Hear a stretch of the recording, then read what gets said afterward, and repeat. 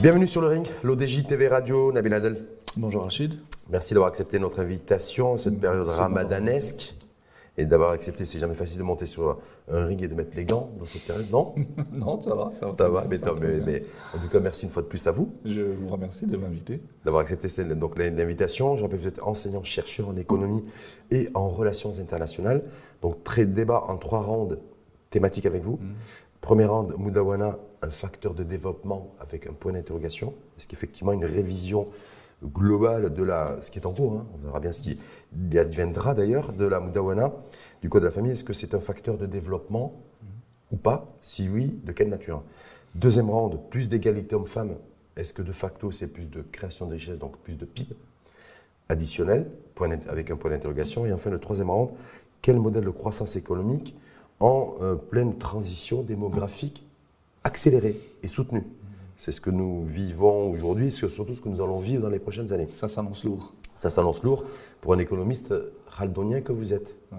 C'est comme ça, pourquoi on vous présente comme un économiste chaldonien, ou vous aimez à vous présenter comme un économiste chaldonien?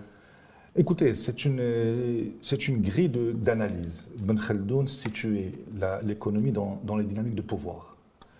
Pour lui, contrairement aux écoles qu'on peut trouver en Occident, où l'économie c'est pour le bien-être de la population, pour augmenter son revenu, améliorer son niveau de vie, pour Ibn Khaldoun, c'est le moyen d'avoir un pays fort. Et un pays fort doit avoir une économie forte. Et donc, pour lui, l'économie, c'est d'abord au service d'un État fort. D'un État fort, bien sûr. D'un prince fort. D'accord. Ok. Contrairement à la vision économique classique, qui est plus centré autour du citoyen, du consommateur. Donc l'objectif, c'est d'augmenter les revenus. Donc ça va promettre, parce que quand on aborde ce premier round avec comme thématique Moudawana, un facteur de développement, pour ne pas dire un enjeu, mais un facteur de développement. Est-ce que vous considérez Nabil Adel, l'économiste chaldonien, partisan de cette idéologie économique, comme quoi ce qui est important, c'est d'avoir une économie forte au service d'un État fort? On est bien d'accord? Est-ce que vous considérez que la Moudawana peut être un facteur fort et puissant pour une économie forte? Écoutez, le problème et les enjeux de la famille, quand on les voit en tant qu'économiste, on les voit en tant qu'unité de consommation, unité de production. Et donc, ce qui nous intéresse, c'est la quantité de la population et sa qualité.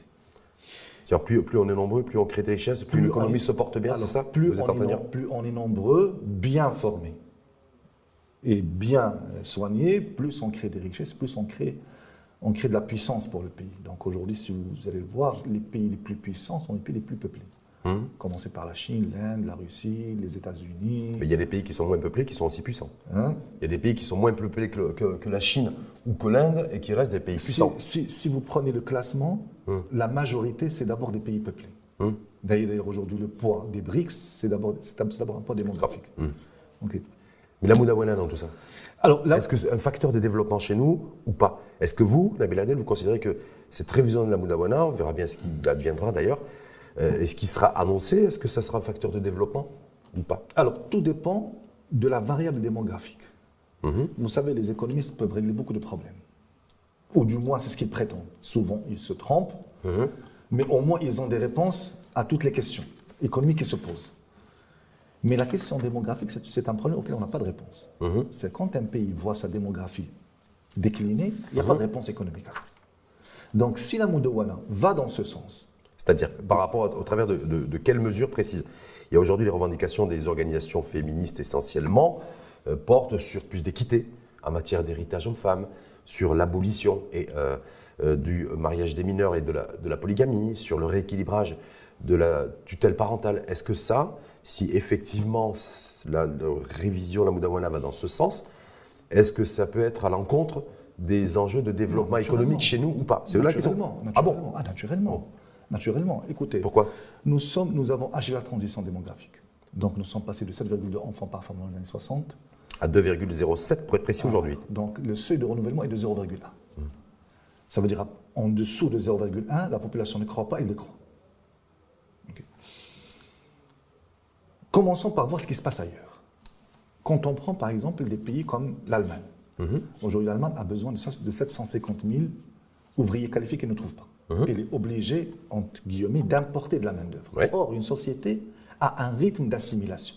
On ne peut pas importer des gens de partout et les intégrer dans un tissu social qui s'est construit sur des siècles. Tout dépend de l'appartenance et le fonctionnement culturel de ces catégories de population-là. Peu importe. Il y a des populations qui sont plus assimilables que d'autres, on est bien d'accord. On est d'accord. Mais les populations qu'on veut faire venir sont des populations qui ont une démographie active.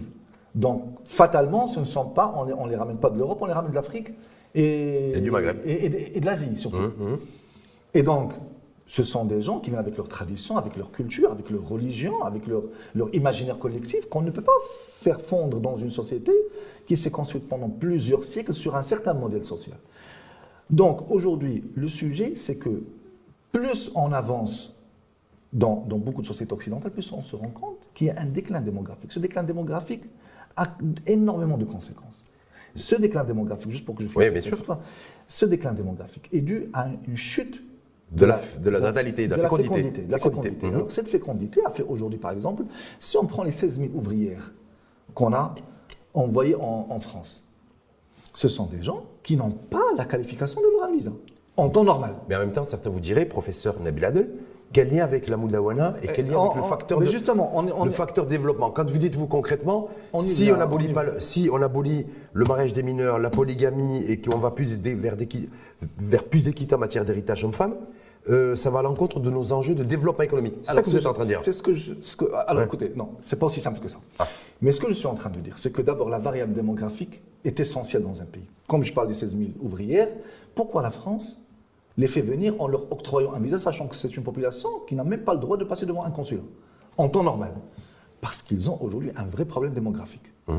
Ils sont en urgence démographique. Ils sont en urgence. Il n'y a pas suffisamment d'instituteurs, il n'y a pas suffisamment de médecins, il n'y a pas suffisamment de soignants, il n'y a pas suffisamment de gens pour faire le travail. Et même d'un point de vue géopolitique, si aujourd'hui la Russie et l'Ukraine n'arrivent pas à cesser cette guerre, c'est parce qu'ils n'ont pas suffisamment d'hommes à envoyer sur le front. Et ceux qu'ils vont envoyer sur le front, c'est en moins dans les usines et dans les champs. Donc ça, c'est la variable démographique. Qu'est-ce qui a conduit à ça? Ce qui a conduit à ça, c'est d'abord le retard du mariage, et là on vient à la Moudouana, c'est que les gens aujourd'hui font des études de plus en plus longues et se marient de plus en plus tard. Okay, donc du coup, quand on se marie à partir déjà l'âge du mariage au Maroc, je pense qu'il est aux alentours de 27-28 ans. Oui. Il varie selon l'homme ou la femme, mais à 2 ans de différence. À 2-3 ans de différence. À 2 ans, 3 ans de différence entre les deux. Donc ça veut dire que nous sommes sur des gens qui vont se marier à 27-28 ans, ils ne peuvent pas avoir plus de 2 enfants. Quand on est à 2 enfants, et avec des couples qui en ont un, ça veut dire qu'à long terme, c'est un pays qui ne va plus se régénérer. Et quand un pays ne se régénère plus, ne parle plus de développement. C'est moins de consommateurs, c'est moins de travailleurs, c'est moins d'investisseurs, c'est moins de créateurs. Ça veut dire quoi, Nabil? Donc ça veut dire que sur les enjeux équité en matière d'héritage homme-femme. D'abord l'âge de mariage. D'abord l'âge de mariage. L'âge de mariage. Oui, l'âge de mariage. Oui. Plus on recule l'âge de mariage. Mais l'âge de mariage se recule. Et ce phénomène est tout à fait naturel parce qu'on prolonge ces années d'études. Donc on se marie beaucoup plus tard. Oui, donc, ça veut dire qu'on ne peut pas intervenir. Il n'y a pas de politique publique qui peut intervenir pour que les personnes se marient plus tôt. On est bien d'accord. Bien sûr, aujourd'hui. On va voir de quelle manière. Mais aujourd'hui, quand vous, par une décision administrative ou légale, vous interdisez le mariage avant 18 ans, qu'est-ce que vous faites? Vous êtes en train de pousser davantage l'âge du mariage et de le retarder. Et donc de condamner ce pays à avoir... Pourquoi, Nabil Adel? Pourquoi? Parce que quand on se marie tard, on a des enfants tard, on ne peut pas en avoir plusieurs. L'âge d'activité démographique intense, c'est entre 15 et 24 ans. C'est là où, les 15-24 ans, c'est là où le taux de chômage chez nous est le plus élevé. C'est le pic. Cette catégorie de population. Cette catégorie de population, le chômage est le plus élevé. On est sur 43% de taux de chômage sur cette catégorie de population. Pour des raisons de politique publique. Juste pour qu'on ne confonde pas les sujets. Oui, non, mais c'est juste pour dire voilà, les 15-24 ans. En tout cas, vous dites-vous si l'âge minimal en fait pour se marier il ne doit pas être limité. Non, je ne dis pas ça. Ça, c'est aux politiques de prendre les décisions. Moi, je suis un observateur, un intellectuel. J'observe. Je dis, plus on recule l'âge de mariage, plus on accentue l'effondrement démographique dans ce pays. Maintenant, on en tire les conclusions qu'on veut. Je ne suis pas en train de recommander des politiques publiques. Je suis en train de constater... Si demain la décision est prise d'interdire formellement, plus de dérogation d'ailleurs, le mariage des mineurs, pour vous, vous dites qu'il y aura un impact économique qui sera négatif dans les prochaines années. Naturellement. C'est ce que vous êtes en train de dire. Naturellement. Pourquoi? Parce que d'abord, vous allez encore consacrer davantage le retard de mariage, davantage moins d'enfants, et avec tous les problèmes à long terme que ça va poser, je pense qu'on va aborder ça. Quelles sont les conséquences de cette situation sur toutes les rubriques économiques que nous comptons dans un pays. Donc aujourd'hui, le fait d'interdire par une décision légale le mariage. Ce sera une décision administrative, mais politique, attention, parce qu'il y aura un vote, le vote de la loi. Vous dites, vous, en tout cas, vous êtes mordicus là-dessus. Vous campez sur vos positions, vous dites, si on abolit demain le mariage des mineurs, on va le payer économiquement. Alors encore une fois, tout dire. dépend de ce qu'on appelle mineur. Parce qu'à partir de 16 ans, on n'est plus mineur. Okay. D'ailleurs, aujourd'hui, au Maroc, on peut travailler à 16 ans et conclure un contrat de travail à 16 ans. Donc, le Code du travail vous permet de commencer à travailler à partir de 15 ans révolus.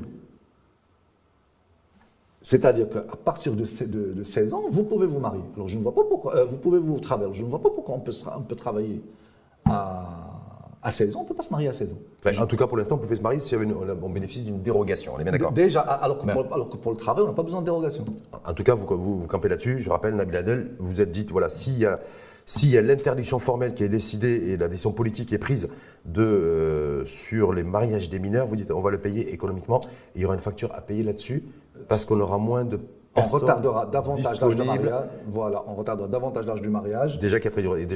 Qui a été rallongé. Qui pousse de plus en plus. Et puis surtout, ça va avoir les autres sujets sur l'équité en matière d'héritage homme-femme, sur la polygamie, sur le droit à la vie, le droit et le fait de dépénaliser l'interruption volontaire de grossesse. Alors, il y a un lien aussi sur la fécondité, la natalité et sur cet enjeu peut-être de mariage des mineurs. Ce qu'on doit comprendre, c'est qu'une société, ce n'est pas un logiciel informatique qu'on peut reparamétrer comme on veut.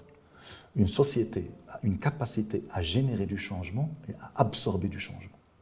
Et ça se situe sur une longue période. On ne peut pas regarder le soir BFM TV et prendre tous les débats en France et vouloir les appliquer à une société qui a ses traditions, qui a ses us, qui a ses coutumes. Mais comme vous dites BFM TV, vous pouvez prendre aussi une chaîne satellitaire du Moyen-Orient, c'est pas. Ou alors c'est par rapport à la ligne éditoriale de ce média bien précis. Non, j'ai pris un exemple. D'accord. BFM TV ou Al Jazeera. Ou Al Jazeera ou la Chine. Okay. Vous avez une société qui doit évoluer à son rythme. Okay. Vous ne pouvez pas, surtout quand il y a des changements sociétaux, vous ne pouvez pas venir plaquer un modèle qui a montré ses limites ailleurs. Aujourd'hui, on parle en Occident de réarmement démographique. Parce qu'on s'est rendu compte qu'on allait trop loin et qu'aujourd'hui, on est en train de payer le prix parce que, je ne sais pas si vous le savez ou pas, mais aujourd'hui, il se vend beaucoup plus de couches pour seniors en Occident que pour bébés. C'est ce qui risque de nous arriver dans 20 ans. Voilà, c'est ce qui risque de nous arriver. Mais on y reviendra d'ailleurs dans un... Maintenant, non, parce que je n'ai pas répondu à votre question. Sur tous ces sujets, vous les prenez un à un. Équité en matière d'héritage homme-femme, le rééquilibrage de la tutelle parentale, le mariage polygame.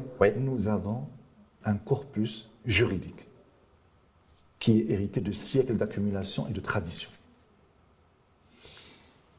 Pourquoi on le change pour aller vers un modèle qui risque de présenter beaucoup de limites que nous constatons aujourd'hui. Aujourd'hui, quand on vient me parler d'équité dans l'héritage, qui suis-je pour changer un texte qui dit que, voilà, les qui suis-je?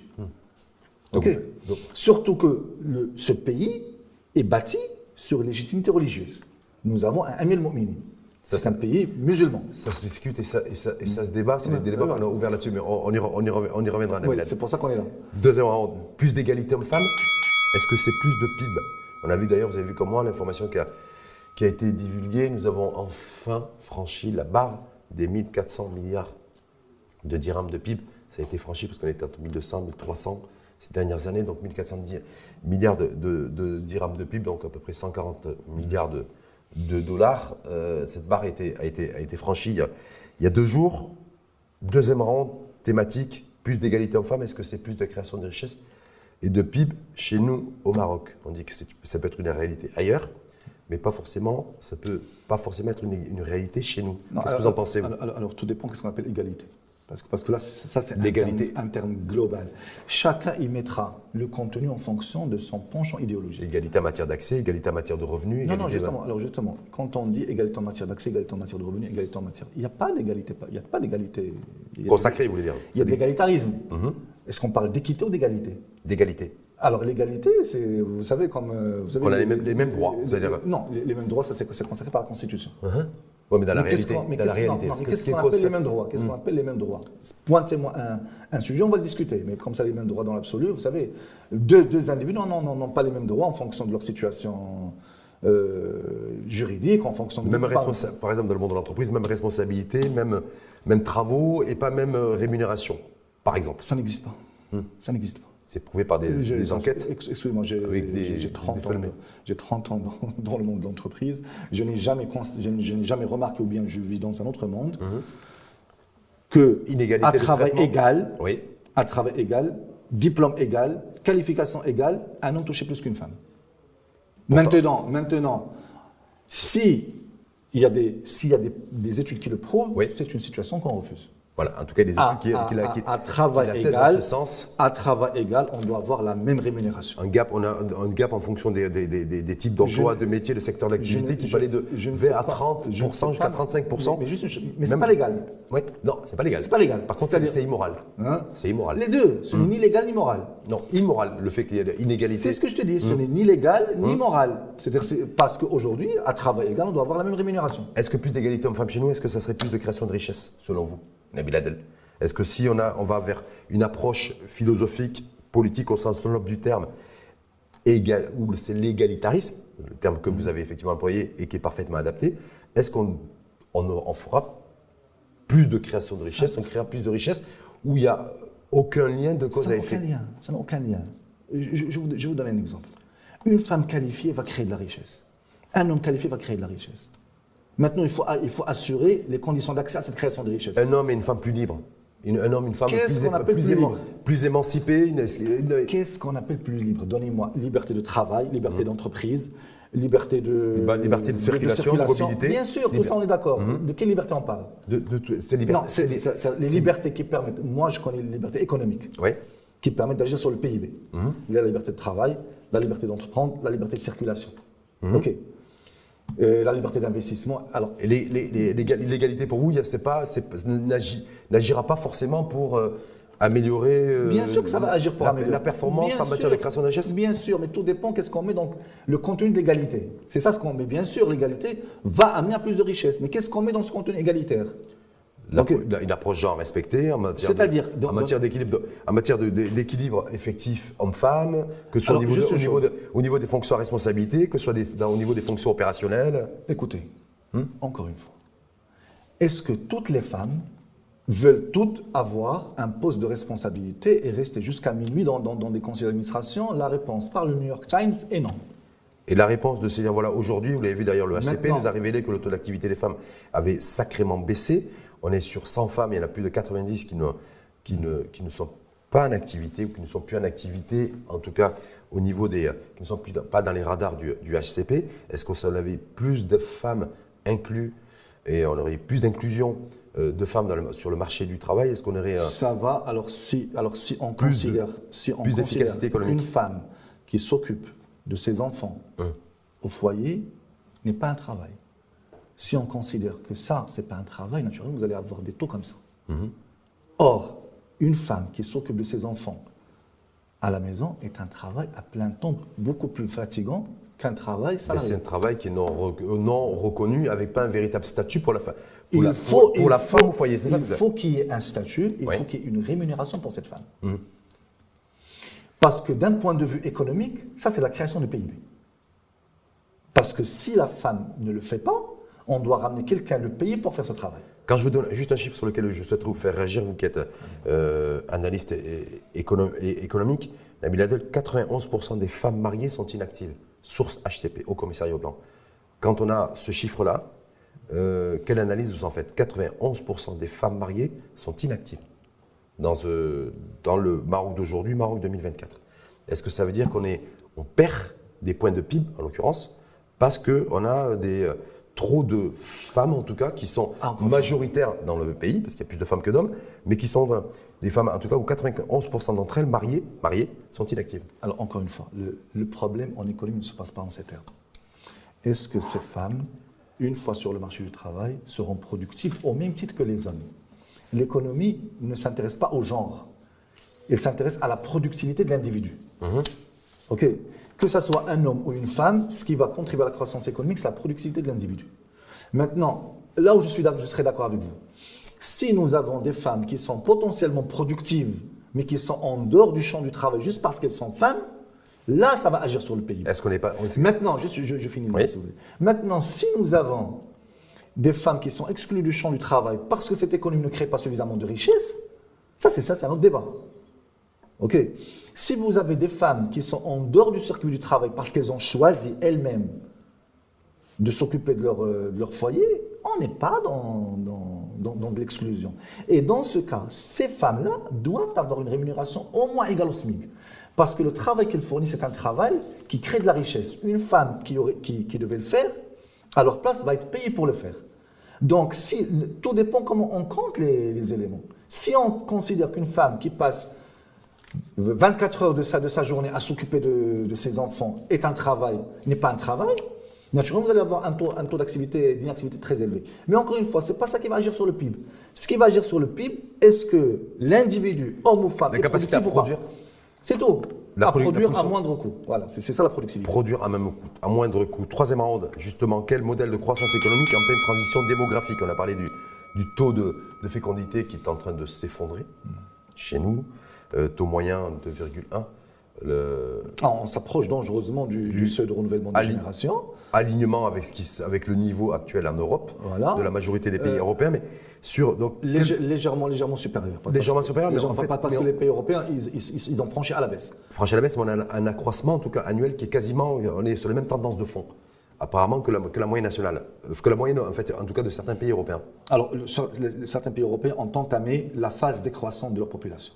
Ce n'est pas le cas au Maroc. On progresse toujours de 1 à 1,2% par an. Par exemple, en Bulgarie, en Europe de l'Est, en Italie, en Espagne, je pense, bien sûr au Japon, en Chine, en Russie, au Canada. Tous ces pays ont entamé la baisse de leur population. Ce qui est un phénomène très grave.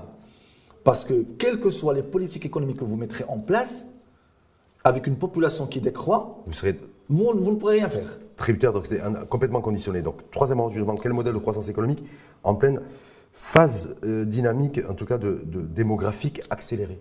Est-ce que ces données-là que vous citez, baisse du taux de fécondité, on se dirige vers une population vieillissante et qui va vieillir, avec une proportion de jeunes qui va se réduire avec le temps, même si la population générale va augmenter, encore ces dernières années, à l'image d'ailleurs de ce qui se passe à travers le monde, 8 milliards aujourd'hui, 10 milliards en 2050. Mais pas partout dans le monde. Pas partout, je parle de la population globale et la population générale. On va parler du sud global. Du sud global. Qui est encore en phase de dynamique démographique.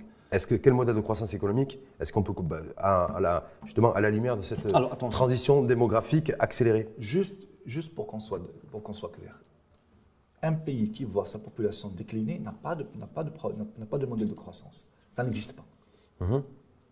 Les pays qui sont dans cette situation sont obligés d'importer de la main-d'œuvre. Donc aujourd'hui, les premiers problèmes qu'on va rencontrer sont les caisses de retraite. Nous avons construit nos retraites sur un système de solidarité intergénérationnelle. C'est-à-dire que nous devons avoir autant d'actifs que de retraités, pour faire simple. Bon, l'idéal, c'est d'avoir plus d'actifs que de retraités. Mais bon. L'idéal. Mais au moins... On a connu cette phase-là. Voilà. Maintenant, nous sommes en train, le rapport démographique est en train lui aussi de s'effondrer. Viendra un moment où on aura le choix entre 3 solutions. Soit faire travailler les gens jusqu'à 90 ans, soit diviser par 3 leur pension retraite, soit multiplier par 2, par 3 les taux de cotisation. Alors, dites-moi, et maintenant que le Maroc s'engage dans le chantier de l'État social, qu'est-ce que ça veut dire? Ça veut dire que pour financer cet État social, vous devez avoir de la jeunesse qui travaille, qui crée de la richesse et qui finance pour ceux qui ne peuvent pas avoir un revenu. Quand vous réduisez cette base en interdisant l'âge, en interdisant légalement de se marier avant 18 ans, avec tous les changements sociétaux que vous voulez imposer, vous n'irez à long terme que vers cette voie. Aujourd'hui, il n'y a pas de suspense dans cette évolution. Si on veut savoir ce qui se passera dans 15, 20, 30 ans, on n'a qu'à voir ce qui se passe aujourd'hui dans beaucoup de pays occidentaux qui ont suivi cette voie. L'OCP a fait des projections là-dessus. On sait grosso modo le visage et le paysage un petit peu du Maroc à l'horizon 2040-2050. Oui, c'est un pays où il y a de plus en plus de seniors, de moins en moins de jeunes. Et ça, c'est une donnée structurelle. Quoi qu'on fasse aujourd'hui, est-ce qu'on peut inverser la tendance ou pas? Parce qu'on se dit que la courbe du vieillissement de la population, en tout cas… C'est aujourd'hui, on encourage, on a une politique active de natalité, ce que quelqu'un comme président Macron appelle le réarmement démographique. C'est-à-dire par le revoir à la hausse les allocations pour chaque naissance. C'est ce qui a été fait d'ailleurs pour la première naissance. À partir de 16 ans, avec autorisation, il faut qu'on laisse les gens marier leurs enfants. Vous insistez là-dessus? Marier?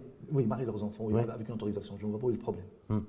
Puisqu'elle peut travailler à 16 ans et sortir travailler dans une usine, dans un champ, je ne vois pas pourquoi elle ne se marierait pas. Ou bien dans ce cas, il faut aligner les deux et interdire le travail jusqu'à 18 ans. C'est-à-dire ni travail, ni mariage. Ou alors travail et mariage. Voilà. Au moins qu'on soit cohérent dans l'ensemble. Vous avez une population de NEET qui ne sont ni en emploi, ni en stage, ni à l'école. Et ni en formation. Voilà, c'est ça. Ni en stage, ni en formation, ni à l'école. 2 millions de personnes. Alors, qu'est-ce qu'on en fait? À partir de 15 ans, qu'est-ce qu'on en fait? Quelqu'un qui veut, voilà, à l'âge de 16 ans, veut marier sa fille ou son fils, ou que sais-je. Pourquoi l'interdire? Je ne vois pas quel est le problème. Alors, ça, c'est un point qui est fondamental. Le deuxième élément, c'est qu'il faut qu'on réactive la machine démographique dans ce pays. Le deuxième élément qui est important, c'est de reconnaître qu'une femme au foyer, c'est un travail qui mérite rémunération, au moins égale au SMIC. Ça, j'ai bien saisi ça. Mais est-ce que Nabil Adel, aujourd'hui, on sait très bien qu'on est sur un trend de croissance où la population âgée depuis de 60 ans est en forte croissance depuis 2012, 2013, 2014. 2014, c'était 9% de la population. Je vois d'ailleurs 2023, 13%. Et pour 2040, 2050, on parle de 25, 26, 27% de la population. Donc x2. On est sur un trend x2. Est-ce que ça, on peut agir d'ores et déjà? On ne peut pas. Ça, on ne peut rien faire. Économiquement. Économiquement parlant. Qu'est-ce que j'ai commencé par dire? Les économistes ont des solutions à beaucoup de problèmes économiques. Mais pas celui-là. Ici, le problème, la solution est démographique. Elle n'est pas économique. C'est-à-dire quand vous me dites qu'il y aura de moins en moins d'actifs par rapport aux seniors, qu'il y aura de moins en moins de gens pour travailler, pour produire, pour innover, pour prendre des risques, pour investir. Qui c'est qui investit? Ce sont les jeunes. Mais est-ce que donc vous dites que, concrètement, pas de politique publique possible pour inverser la tendance en matière de vieillissement de la population? Il y a des politiques publiques. On peut, c'est ce que j'ai dit tout à l'heure, laisser les gens se marier à partir de 16 ans avec autorisation. Reconnaître le statut d'une femme au foyer comme un statut de salarié qui mérite rémunération pour permettre à des gens qui veulent s'occuper de leur famille, avoir des enfants et s'occuper de leur famille, d'avoir de quoi vivre dignement. Donc ça permettra au moins de maintenir la dynamique démographique. Maintenant, si vous me dites, on ne fait pas ça, comment avoir un modèle de développement, je vous dis, je ne sais pas.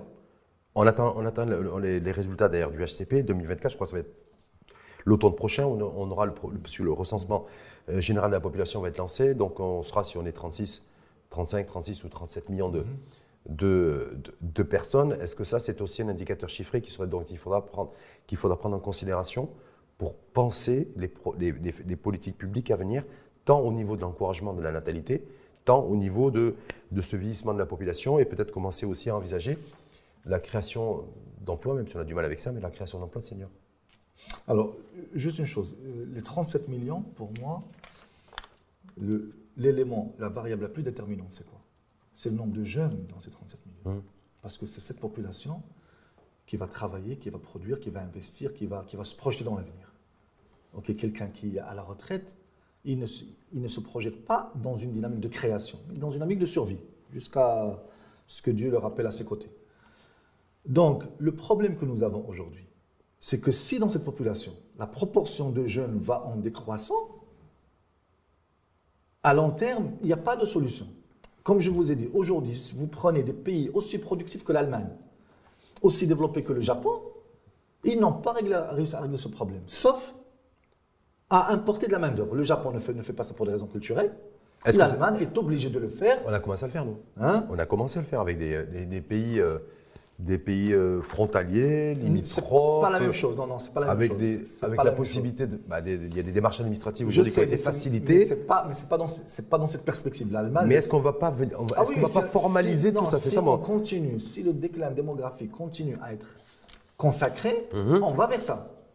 C'est-à-dire est-ce que ça veut dire que d'ores et déjà, Nabil Adel va se risquer au risque du pronostic et de la prospective, comme on dit, de dire que les prochains relais de croissance en fait, chez nous seront portés nécessairement par de la main-d'œuvre importée. C'est-à-dire que d'un côté, on sera un pays émetteur et à la fois un pays récepteur en matière de migration et de migration économique. On aura toujours des citoyens marocains qui iront ramasser des fraises dans le sud de l'Espagne et en même temps, on aura de plus en plus, et puis dans un cadre surtout formel, des personnes d'origine ivoirienne, d'origine sénégalaise ou d'autres nationalités de pays amis et frères du continent qui viendront aussi pour répondre à des besoins, à des déficits économiques structurels. Alors encore une fois, c'est bien sûr, ils sont naturellement les bienvenus, ils sont chez eux. Mais les pays ne sont pas des logiciels informatiques. Hein? Un pays se construit sur des siècles, avec des histoires, avec ses cultures, ses conflits, ses périodes d'apaisement. Vous ne pouvez pas ramener une population et la greffer. OK. Ou du moins, il y a un rythme d'assimilation. Oui, il y a toujours un temps, une temporalité. Voilà. Voilà, le Canada le fait très bien. Voilà. Identifie Pas le fait très bien, non. Le fait, apparemment, le fait pas très trop bien, mal. Non, le fait très bien, non. Parce que les gens qui partent au Canada, ils ne sont pas très heureux. Donc là, le Canada le fait. Maintenant, le faire bien. Ils ne sont pas très heureux parce qu'il fait froid. Non, c'est pas pour des raisons climatiques. Culturelles, d'intégration, d'assimilation, parce qu'un pays a toujours un socle culturel prédominant. Ça, vous ne pouvez pas le changer. C'est pour ça que je dis que les pays ne sont pas des logiciels informatiques qu'on reprogramme. Il y a un socle prédominant. Le Maroc, le socle prédominant, c'est un socle arabo-berbère, musulman, sunnite, malikite, monarchie, presque millénaire. Ouais. Presque millénaire. Donc, il y a des éléments. Donc, il y a l'élément amazigh, il y a l'élément hébraïque, il y a l'élément arabe, il y a l'élément andalou, il y a l'élément africain. On a mis des siècles à arriver à cette configuration. OK. Et l'avantage qu'on avait avant, c'est que les vagues qui venaient prenaient le temps de s'intégrer dans le tissu social. Là, il faudrait que le process soit plus rapide. C'est pas une cocotte minute. Vous voyez, donc, si vous essayez d'accélérer le processus, vous risquez d'avoir une dislocation de la société. Encore une fois, le point le plus important, c'est qu'une société a deux rythmes qu'on ne peut pas accélérer. Sinon, ça conduit à des catastrophes. Le rythme d'assimilation d'une nouvelle masse qui arrive et le rythme de génération et d'absorption des changements sociaux. Donc, Nabil Adel, si j'ai bien saisi avec cette petite demi-heure de débat ensemble autour de 3 rounds thématiques, toutes les décisions qui seront prises dans le cadre de la nouvelle version, révision de la Moudawana, auront un impact direct ou indirect. Non, direct d'un point de vue économique. D'un point de vue démographique et indirect d'un point de vue économique. Voilà, c'était pour ça que je parlais de direct et d'indirect. Excusez-moi. D'un point de vue direct au niveau démographique et auront un impact indirect sur l'économique, le tissu économique et notre modèle social dans son ensemble. Exactement. Qui se Parce finance. que je vais vous dire une chose. Oui. Les démographes vont vous le dire. Vous passez de 2,2 enfants par femme à 2,1 enfants par femme à 50 ans, ce sont deux sociétés différentes. Tout à fait. Alors maintenant, quand ça s'effondre, on ne voudrait pas arriver à ça. D'autant plus que on est en dessous de 2 au niveau le taux de fécondité, le taux d'enfants par femme. Ouais. On est descendu en dessous de 2 dans le monde urbain. Oui.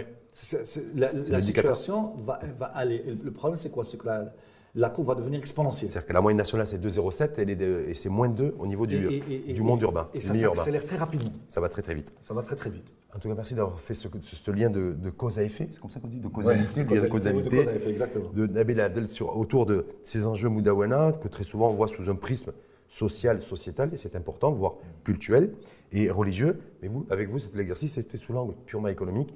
Et géopolitique. Et géopolitique, où vous dites concrètement, les décisions qui seront prises dans le cadre de la nouvelle version de la Moudawana auront des impacts directs d'un point de vue démographique et indirects d'un point de vue économique. Tout à fait. Merci à vous, Nabil Adel, et à très bientôt. À très bientôt.